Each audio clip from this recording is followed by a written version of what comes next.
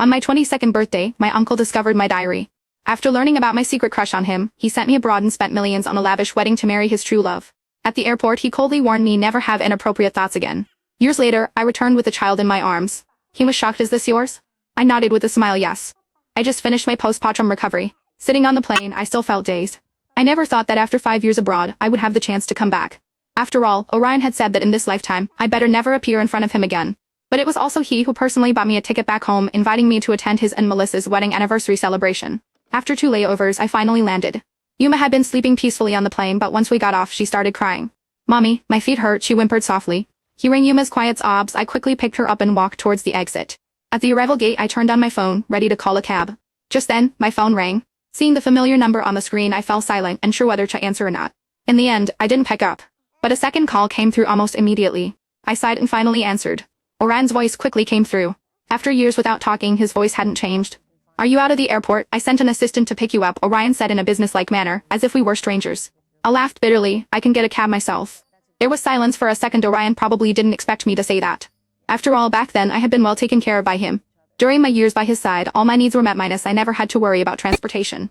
After a moment of silence, Orion spoke casually. Let the assistant come anyway.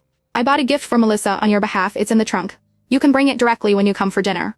Orion was still so thoughtful, considering even the gift situation perfectly. Of course, when he spent millions on the venue and commissioned a limited edition diamond to create a unique wedding ring for Melissa, it was clear how much he loved her. All right, I said, rubbing my forehead and responding softly. Orion didn't say anything more, but he didn't hang up either. After a while, Orion finally spoke. Yura, after 5 years abroad, I hope you've really reflected on things. If you do anything to Melissa, I won't let you off easy. Hearing this, I was stunned. The noise around me seemed to fade away. Orion said he wouldn't let me off easy. Before I could respond, Orion had already hung up. Actually, Orion could rest assured. I wouldn't do anything to them. I just wanted to take good care of Yuma and find a job. As I left the airport, I lowered my head. The proud 22-year-old me probably couldn't have imagined that my life would end up in such a miserable state. I was sent abroad by Orion on my 22nd birthday.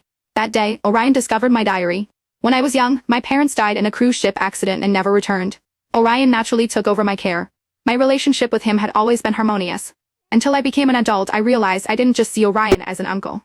I liked him. But I also knew very clearly that there was no future between Orion and me. So I wrote all my feelings in my diary.